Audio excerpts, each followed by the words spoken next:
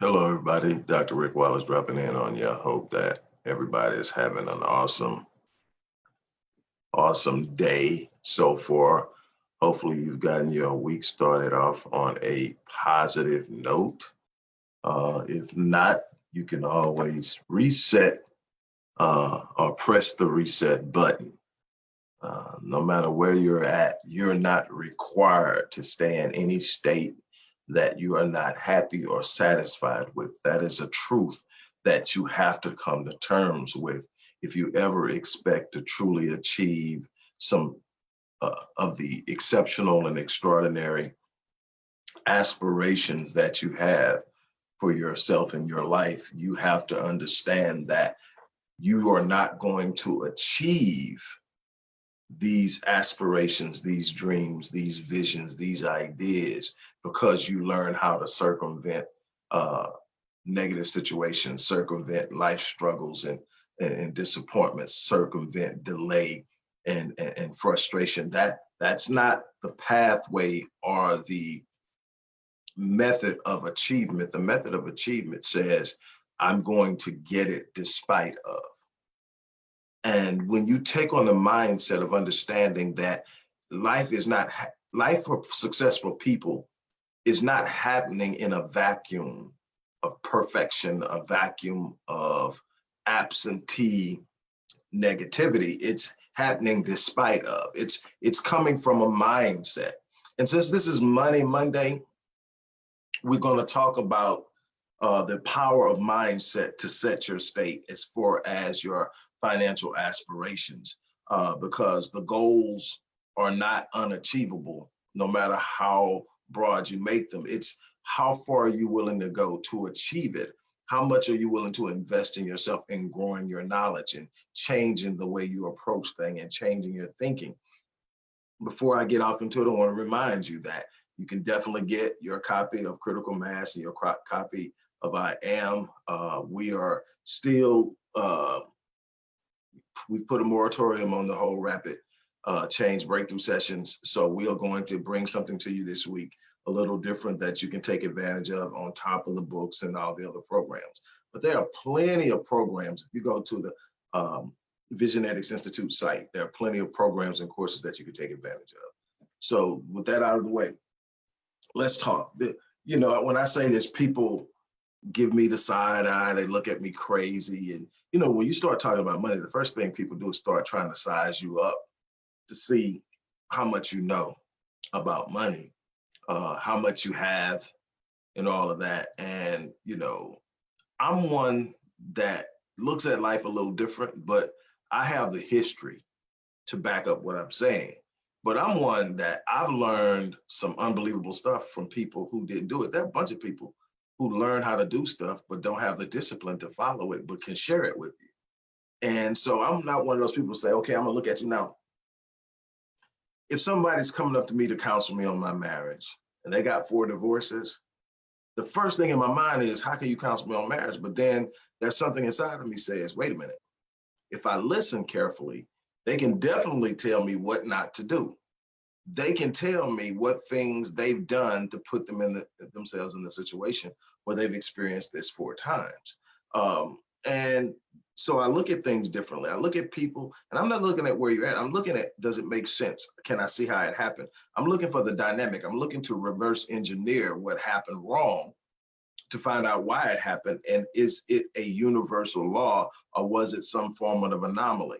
And so there's always this thing, but it's amazing how people do that, you know, and people who know me know, you know, my background and what I've done. And I'm not going to sit here. You hardly ever going to hear me talk about numbers as far as money is concerned. Now you hear me talk about some of the accomplishments of how many companies I've started over the last 30 years, brought all of them to profit, every last one of them, how many books I've written, and brought all of the money invested in getting those books done, because I published all but one through my publishing company, which I created because I initially couldn't get published. And only one was through a publisher who came to me and we worked together. Hopefully I get to work with them again. I loved working with them. But 21 books, every last one of them has sold enough copies to recover whatever was put into them and the hours spent writing them. Because I have my time. When I'm spending my time, it's money. And if I don't understand that, I allow my value to be diminished. And we'll get into that at some other point when we're talking about money. What I want to talk about here is mindset. Because see, it's my mindset that has allowed me to remain stable in unstable or in unstable times, in times of volatility and uncertainty. It's my understanding of who I am and my understanding of the world of finance from a situation of basically, if I want it, I can have it mentality. But it's much more than that. And so I believe it was Zig Ziglar that said that, you know, whatever you think, you become. And, you know, James Allen quoted the book of Proverbs, as a man thinketh, so is he. And it's saying the same thing. It's saying that whatever you're thinking, you're producing, not only in your environment, but in yourself. So you're not just manifesting things externally, you're manifesting who you will become based off of how you think. And that is immensely important as you think. And so what does that mean? That means that in essence, the only difference between being broke, which I don't believe in, but just for the sake of saying broke means you don't have any money. Broke to me is a mindset as well, because a thinker will find ways to get things done even when there's no money in the bank account. And if you can get things done, if you can get things accomplished, if you can actually use your resourcefulness to produce things you're desiring in life, then you're not broke. A broke person has absolutely no mobility whatsoever. They're starving, they can't do anything, they have nothing. I mean, even a homeless person isn't broke because they become extremely creative on how they're going to eat, where they're going to sleep, and how they're going to live their lives in that situation. They get locked into the idea that this is what their reality is, and they get stuck in that, but they're still not broke because they're still surviving in that way. And that's not the best life, but it tells you no matter where I'm at, there's a certain level of me that's just going to survive. If I take the cap off, the level at which I live, the level at which I survive changes to the level at which I live. I stop surviving and start living at a certain level. And it all comes from how I think, because how I think is going to determine how I talk, how I behave, what actions I take. So the only true difference, now there are all these other variables, but it comes simply out of your thinking. The only true distinction or difference between ones who are broke and ones who are wealthy, rich, or whatever you want to call it, who has in excess of what's necessary. Let's say that. Those who have in excess of what's necessary to live think differently than those who don't. Now, are there influential environments around? Yes, but I can tell you that, and I think I'm recalling this right, only 15% of the billionaires in this world, now I think I'm quoting right, it's in the world of the US, I can't remember right now, but 15% of the billionaires receive their wealth through inheritance. The other 85 built it from the ground up. And that's how most people see elite wealth. The wealthy elite is as billionaires. You know, that's a whole nother stratosphere from even someone who has $100 million. Being a billionaire is up there. So you start to look at it and say, okay, 85% of them created it. They came out of something less than wealth, meaning their family had less than $1 million in net worth. So they didn't come from money, not that type of money, but they had a mindset. They either were given the mindset early in life, or they experienced something and were exposed to somebody, or they just simply had a desire and a passion that made them want it. And so they went out and found out what they needed to become in order to have it. Now, remember, I've said this before, that you don't get what you want, you get who you become. What does that mean? That means that if I want to be a good husband, a good father, a good business owner. I want to be wealthy. There is requirements in your capacity to be all those things. To be a good husband, I have to be a good listener. I have to be willing to put myself behind my wife in order to observe her needs, her desires, her grand scheme, so that I can be a facilitator, all while living in my own vision without losing myself. I have to have that capacity. I can want it all day. I can talk about it all day, but if I never develop the capacity to be all those things, I can never be that husband. I can talk about it. I can want to do it. I'll try it. I'll practice some things. I'll get some things in my ritual. But if I don't have the capacity, at some point, it's going to implode or explode. Comes to money. If I don't have an understanding of how I'm going to operate with my money, if I don't become a person who naturally flows with money differently than the average person, if I don't have that, and then there's going to be a problem. And it's a constant evolution, and you'll find out where you're at by observing where you are consistently in your finances. Where are you? Some of us are at a point where we are struggling just to get the simplest things done. Some of us are in a place where we've got all the basics taken care of, and we're taking the next step. Some of us are in a point where we are pretty much doing some pretty extraordinary things, but we still have moments where things aren't flowing the way we want them to. And then you start to just gradually move up, but it's all based on capacity. And the capacity comes from the way you think. You don't get what you want, you get who you are, and who you are is based on how you think. Your thinking is going to produce your conversation, your self-talk, as well as your observational talk with others. And then it's also going to produce your behavior. People behave based off of their beliefs. Nobody is going around thinking, man, that neighborhood's dangerous. People are getting killed over there. It's a pretty good chance that if I move over there, 75% chance I'm going to get shot, and then go move over there. People based on belief, people that move in places are either forced into it or because of something, along the lines of resources, or decisions are made based off, I believe if I do this, this is what's going to happen. So if you believe that middle class is your limit, that the roof of your ability to produce financially is going to fall in the middle class, whether it's lower middle class, or upper middle class, it's going to fall in the middle class ranges, then your behavior is going to be in direct correspondence with that belief. You're going to behave like a person and think like a person and make moves like a person that is believing this is as good as it's going to get. You're never going to shift and do anything of any significance that takes you out of that space until you create beliefs that will allow you to do so. You have to be aware of your belief system. You have to be aware of how you're thinking. You have to be aware of how you get up. And I mean, that's not just in thinking about money, because see, money is a result of a more complex dynamic. It's not just whether you can go make money, because you can go make money. You don't have to think good about money to go make it. Just find out what somebody's doing, put your hustle into it.